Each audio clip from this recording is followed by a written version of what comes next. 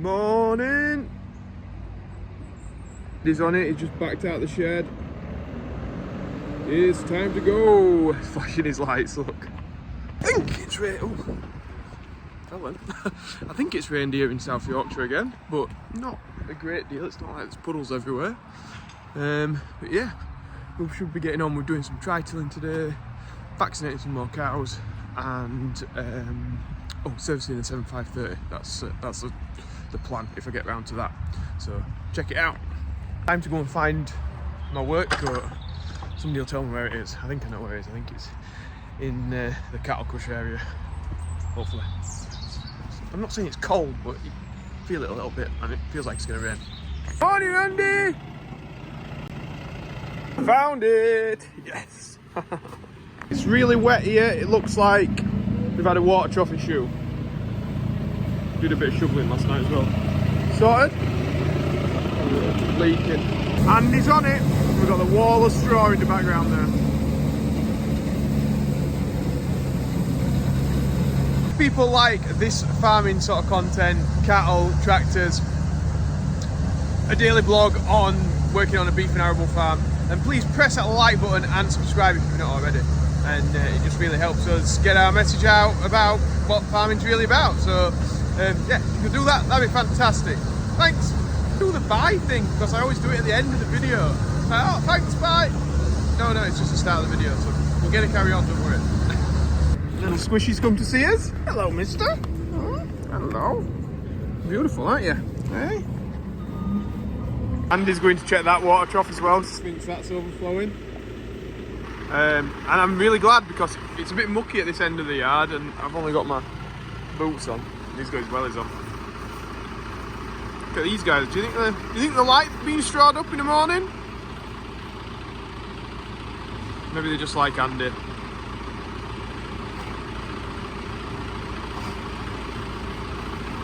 No, they're all going over. See what's happening here.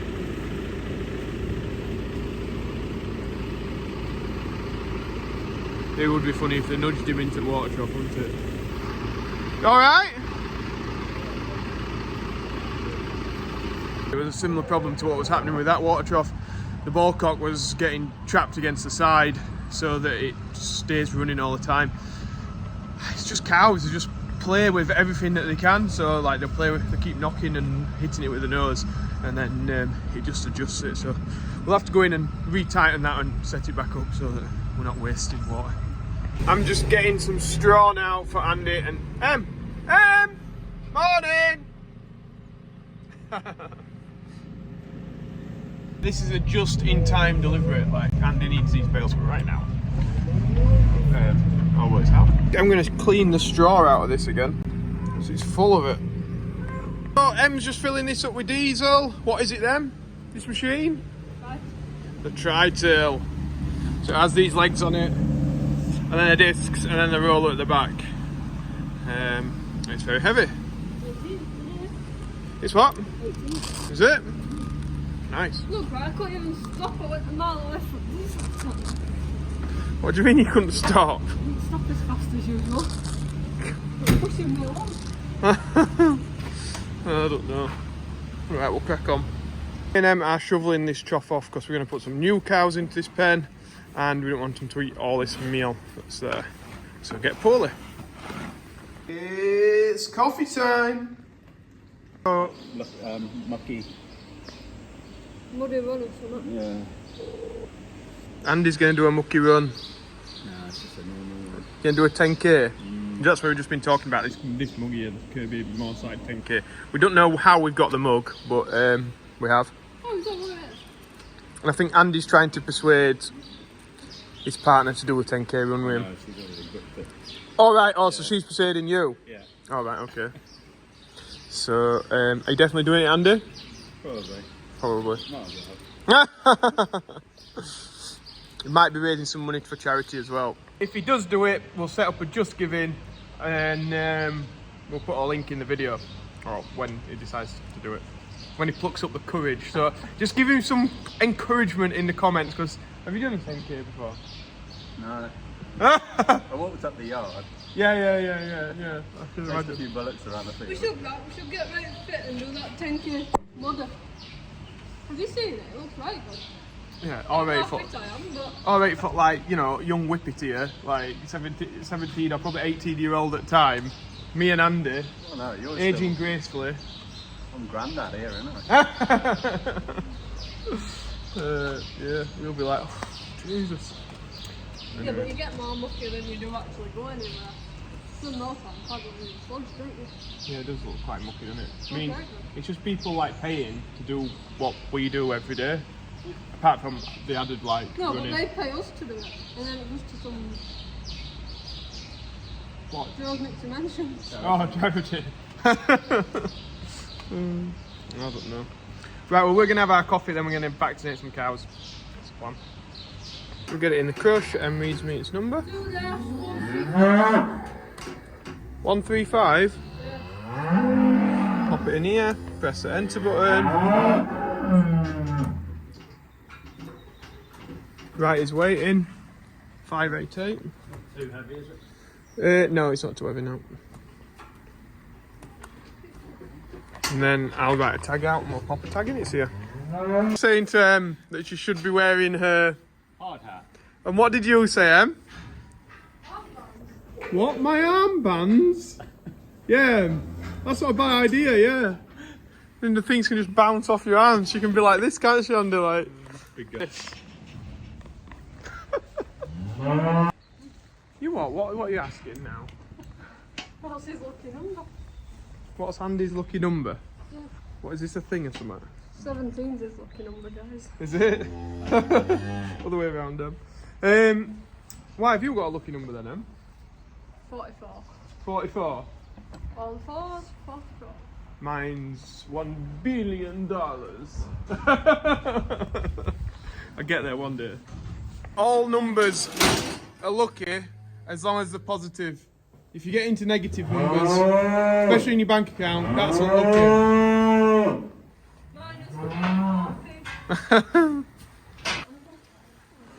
Can you get what? I don't know. I suppose you could probably go too fast for the road conditions. So whether or not you get a speeding ticket, I think you'd probably get a.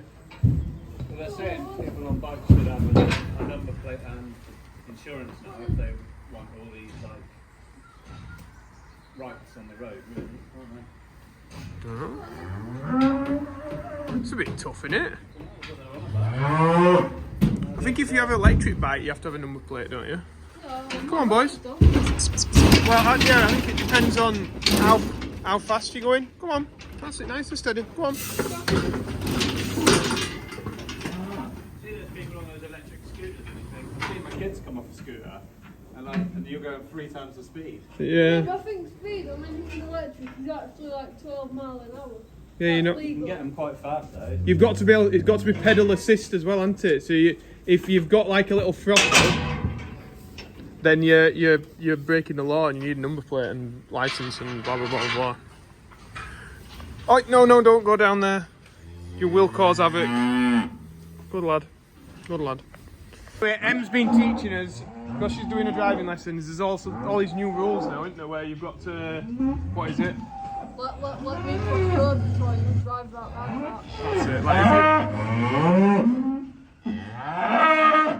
Lucky the cows are great. yeah. So when you're driving on the main road and somebody is like on a junction at the side waiting to cross, and you want to go down into that road, you've got to let them cross, haven't you? And I can see a lot of people getting. he wants to cross the road. You can let them across. Oh, this is where Em like really confused us, like saying she's trying to explain it to us, right? And she's like, you have to do this, this, and this, which was quite complicated in itself. And then she's like, if Fred then decides to cross the road, and then she gets run over, and we're like, what? Like we're so confused. Like Fred is. Well, I suppose you can have Fred. What's a female version? Fredina. Fredina. No, you can have female names. Frankie. Any females called Fred? Em knows some anyway. More guys to do. Nice big bullocks.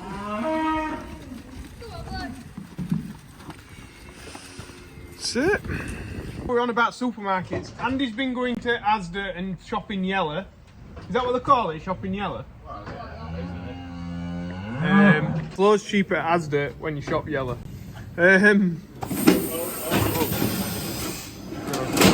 It's also better if Joe knows what he's doing.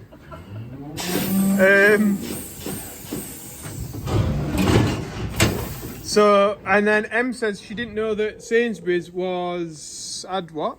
A big shop. Had a big shop, like a... Big Tesco's, but a big Sainsbury's. Yeah. They're all just little ones round us, aren't they?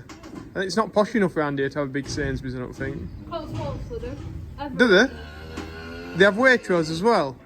There's no way. I think nearest Waitrose we've got Sheffield, isn't it? Yeah, big one, what you call it. Yeah. Have you ever been in? Yeah. It's fancy, isn't it? Like, all the stuff's like perfect on stores. Not precisely like they used to look at beef. He's never heard of Netto. It must be a northern thing then. Andy's talking about John Barnstable or something. Like a discount. Brian Ford's. Oh, Brian Ford's, that's it. Not John Barnstable, what am I on about? In Barnstable. In Barnstable, that's what you said, yeah. Those that don't know, Netto was like Aldi and Lidl before their time. Like, you weren't allowed to go to school with a Netto bag, or everyone were like, oh, you shop at Netto. But now it's like acceptable to shop at Aldi, isn't it? So. I think nearly everybody does. Yeah, I know. How times have changed. How times have changed. And posh. Yeah, M shops at Waitrose. For all their essentials, like, you don't get anything that's not... Have you been to Aldi before? Or were you sick when you went inside? Oh, it won't. It's not for me. Yeah, I don't like clothes from Harrods. M gets her clothes from Harrods. That's where this hat's come from, you see. Hello, pretty. Hello. We're just going to get some out now. Em found one that we were looking for last night, but she can't find it now. So we're sending Em in, finding them. No, you're not going out. Oh boy. We've had our dinner now. We're just getting a couple ready to go. And then we're going to be busy trying to move a container at a scrapyard that's fallen into our field, which I can see just been an absolute disaster. So stay tuned for that. We've got a lot of chains together. We've got the pallet tines on the 9 metre. We're taking the 7530 Beast to try and pull this shipping container out of the field. Basically, it's dropped onto the footpath from the scrapyard, and it's blocking the access that we got through to a field. So we need to get it out of the way. Andy's just parking the TM in the shed, seems to leave the farm for an hour or so. Andy's now going to have to take the tri-till down to the field, and my dad's going to set Em off with that, and then we're going to go and get this thing from the scrapyard. So that'll be interesting. This is the shipping container that has fallen off onto the footpath from inside the scrapyard, and yeah, we can't get down here to access the field because there's a ditch here. It's not wide enough, so we need to get it out. But I think if this turns into being a big job, which I imagine it's going to, because it looks like somebody in the past has had a good go at trying to get it out, I might put it into a second video. It does take forever, and it's quite likely that that's going to be the case. Like I say, it'll be in a second video, and you'll have to check that out. So if you've liked this one, please press that like button and subscribe, and then check out this next video, which will be us getting this beast out of here with 7530 power, 9 metre power, and whatever power we need to get it shifted.